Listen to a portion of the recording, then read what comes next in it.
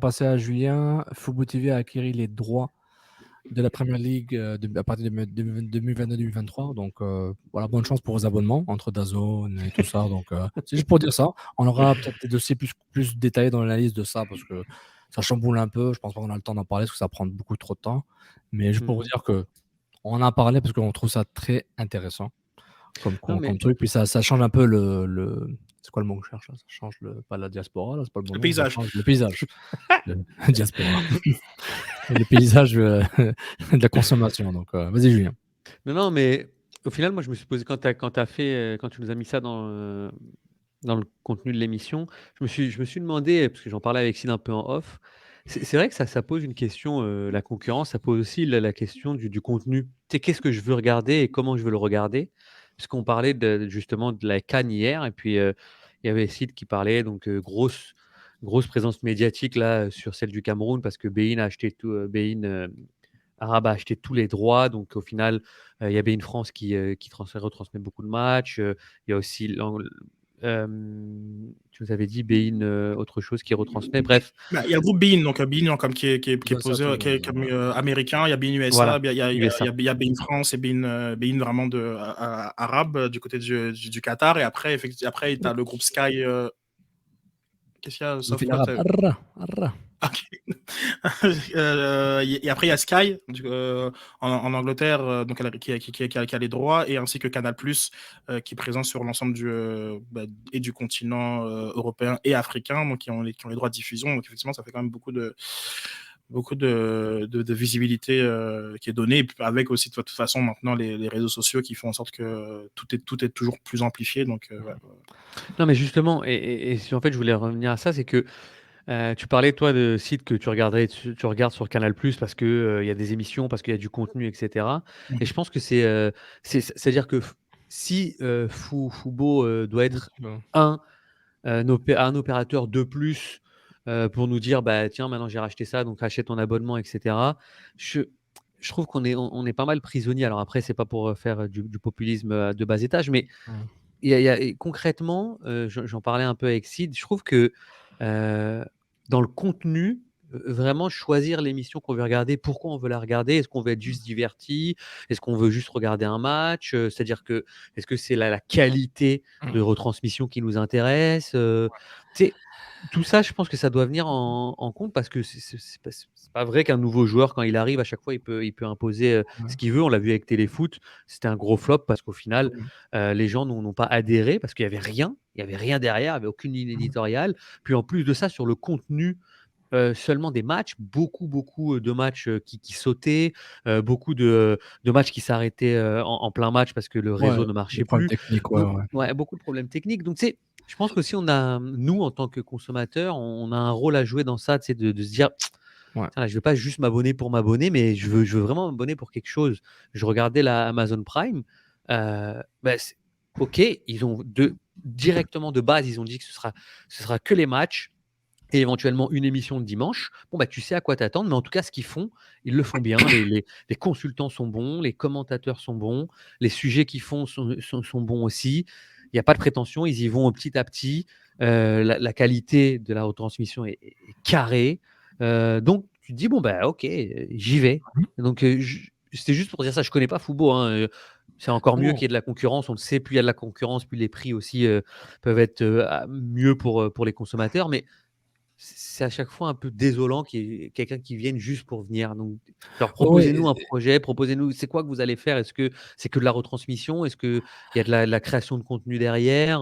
Non, tu ramènes un très Pourquoi je bon point paye, quoi, tu vois? parce qu'il y a deux aspects à mon avis, plus pourquoi on va parler une autre fois en détail, parce que j'ai pas fait assez de Oui, mais c'est recherche, pas c'est un que débat que je voulais lancer, c'est non, juste non, non, une mais ce que tu dis, c'est réflexion, tu sais? intéressant. C'est super intéressant, puis ça va nous aider à réfléchir pour les prochaines fois. C'est que, tu sais, par exemple, si tu suis la Ligue 1, tu es en France. Canal+, quand il t'offre un service de contenu d'émissions inside, des débats par rapport à ça, etc., et les matchs, par exemple, c'est un bouquet assez complet. Tu dis oui, j'ai tout ça. Ou tu peux juste voir les matchs sur Amazon et avoir les débats sur Canal+. Tu peux faire les deux, si tu veux, si tu aimes vraiment les débats Canal+. Mais c'est quand même pour ta ligue qui est chez toi, tu vois. Éventuellement, peut-être un jour, tu vas avoir un match dans un stade. Mais tout ça, c'est très géolocalisé. C'est à moins que tu aies un VPN, etc. La différence, c'est que La Premier League qui fait qu'elle est très différente, puis la NFL fait la même chose, c'est que la Premier League produit tout à part pour l'international. La Premier League, c'est une boîte de production qui produit toutes les émissions, les goal zones, l'avant-match, l'après-match, la mi-temps. C'est tous des gens qui travaillent à Sky Sport et différents trucs, juste qui sont mandatés à faire des émissions pour la Premier League. Tu vois souvent Ian Wright, tu vois d'autres gars qui passent dans les matchs d'Azone. Puis tu as remarqué dans DAZN, si jamais vous avez DAZN, il y a plein de contenus d'émissions. Gary Neville qui fait des entrevues. Tout ça, c'est produit pour et par la Premier League et après qu'ils vendent ça en package. Donc, moi, plus l'accès à leur catalogue de contenu qui fait que tu as beaucoup d'archives à disposition et ça, on le voyait sur DAZN, effectivement. Donc, il y a une différence entre moi qui consomme la Premier League de Montréal et le gars de Liverpool. C'est une expérience très différente. Lui, il va voir Sky Sport, BT Sport, tout ça. Moi, j'ai accès à ces trucs-là sur YouTube. Je vois un peu ce que Roy Keane dit, ce que Gary Neville dit. C'est une expérience très différente. Donc, c'est ça. Nous, on a accès à Renaud Levoix sur TVA Sport, puis Chantal Mackay avant qu'elle quitte pour le CH. Le gars qui est en Suisse, il ne va pas aller voir. Lui, il va voir les matchs. Et peut-être il va voir les débats sur YouTube, peut-être. Tu vois, l'expérience est différente entre le gars qui est local, la personne qui consomme localement, sur le web aussi, et la personne qui est à l'extérieur. Alors que la Premier League, c'est un one-stop shop. Ils font tout. C'est fascinant qu'on produit là. Puis, non, c'est super intéressant que tu amènes cette distinction. Je n'avais pas remarqué, mais effectivement, sur le fait qu'il y ait de la création de contenu et tout ça, et qu'il y ait un habillage avant match, après match, dépendamment que sur le marché local versus les diffusions à l'international. De cette ligue, c'est intéressant que tu amènes ce point. C'est cool, tu as aussi les licences. NBC Sports, ils ont des studios en EPL, ils prennent des gars EPL qui parlent, ils sont sur les États-Unis, eux, ils donnent une expérience un peu hybride, tu vois. C'est hybride, eux, genre, ils ont des gars, ils ont leurs propres commentateurs qui font les matchs, alors que c'est NBC Sports Soccer. Là, tu as CBS maintenant qui fait la Ligue des Champions. CBS Golasso avec Henry, avec Micah Richards, puis d'autres trucs. Là. Tu sais, même avec des champions, ceux qui ont du gros budget, comme les Américains, ils vont utiliser des ressources locales en Europe, par exemple, pour faire du contenu en plus. Donc, c'est fou, ça. Sauf ça. Puis, je ne saurais pas dire que Football TV, qu'on voit le même type de contenu qu'on voit que DAZN a offert via le truc de Premier League. Là, puis, tu peux me dire la même chose pour, comment il s'appelle, pour NFL, par exemple. Peut-être qu'il fera la même chose. Mais la Premier League, oui. Je serais étonné de voir. Je suis pas étonné qui est genre les mêmes capsules ou similaires qu'on voyait sur DAZN qu'on verra sur vous. Donc, juste pour ça, je m'attends à voir ça, mais j'ai hâte de checker ça. Mais DAZN a perdu beaucoup dernièrement. Là, en plus de perdre, là, c'est un gros morceau, la Premier League, mais ils avaient déjà perdu la Série A. Il y a 2 ans ou 3 ans, quand ils avaient fait justement l'acquisition de la Première Ligue, c'est à ce moment-là qu'ils ont enlevé la Serie A et la Liga et la Ligue 1. Ouais. Et ils n'avaient pas aussi les Turcs? Je pense qu'ils avaient les Turcs. Mais ils avaient la LDC aussi. Là, ils ont encore la Ligue des Champions. Donc, je pense que ça arrive à échéance dans 2 ans, je pense. Non, ils sont sur 3 ans de contrat encore. 3 ans, oui. Ouais. Okay. Une première année de 3 ans ou Ouais, il reste 3 ans encore. Ils sont deuxième année. Ouais, mais c'est vrai, donc, comme c'est drôle, parce que tout le monde a eu la réflexion. Et au moment où on s'est rendu compte qu'il restait 3 ans, tout le monde a fait. Merde, qu'est-ce que je fais? Ouais, c'est ça. Pris en otage. On aura 2 applications, là, 2 abonnements. À la rigueur, eux, quand ils avaient fait le calcul par rapport à la Première Ligue, ils ont quand même dit, bon, la Première Ligue, entre guilles, comme signe supérieur à Liga, Ligue 1 et Serie A. Combiné. Puis, ouais, je suis d'accord avec toi. C'est un mauvais calcul parce que, tu sais, veux pas, les matchs de groupe, c'est pas toujours des matchs super intéressants. On hype beaucoup les matchs de groupe parce que c'est des grosses confrontations entre des clubs importants, mais les matchs, c'est pas mal tout réglé. Puis, veux pas, pour l'Amérique du Nord, des matchs en après-midi versus des matchs de championnat la fin de semaine. La consommation n'est pas pareille. Là. Elle est vraiment pas pareille. Là. C'est sûr. Surtout avec la pandémie, la consommation dans les bars est quasiment inexistante ou très peu. Alors que maintenant, le streaming doit aller à gogo par rapport à ça. Je sais pas pourquoi Glad dit ça. Le Canada a servi de bêta-test à DAZN. J'aimerais ça qu'il élabore un peu. Ouais, bonne question. Le Canada a servi de bêta-test. Luc, ta question, écoute, j'ai pas quelque chose de clair où c'est indiqué la nationalité de Joel, là. Par contre, là, je suis sur le site de migration américaine.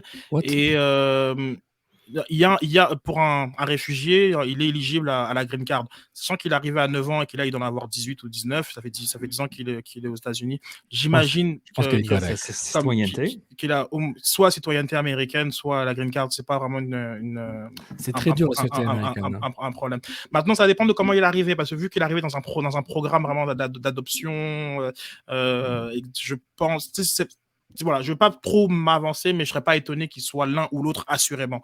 C'est sûr qu'il ne fait pas 10 ans étant juste apatride. Ouais, voilà, ou étranger aux États-Unis. Non, ça n'aurait pas de sens. Tout ça pour dire qu'il va falloir que je regarde mon renouvellement annuel au mois de mars pour DAZN. Ok. En passant, DAZN est une compagnie américaine, non, britannique, singapourienne. Anglaise. Ah, anglaise. Ah, ils sont pas à Singapour? Bon, désolé. Je pensais que c'était asiatique, je pensais. Fubo, il appartient entre autres, je pense, à Disney. Ah. Ok, je me demandais d'où ça sortait. Tu dis quoi, Saf? Non, t'as raison. Non, DAZN, non, c'est pas asiatique, c'est anglais. Oui. C'est un groupe anglais. Ouais, my bad.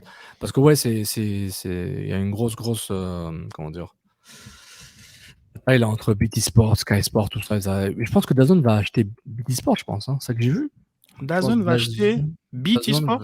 Oui, British Television. Ok, c'est gros, ça. Selon Wikipédia, Fubo, les actionnaires de Fubo, c'est Walt Disney, Comcast, Viacom, AMC Network. C'est quoi ça? Ah, AMC, oui, c'est... ouais, OK, c'est gros. OK, on va s'abonner. On va finir par s'abonner à Fubo. Ils vont acheter... DAZN appartient à la compagnie... Donc, DAZN, qui s'appelait avant Perform Group, est une compagnie de médias britannique et qui est aussi qui est propriété de Access Industries. Et donc, Access Industries, non, c'est à Londres.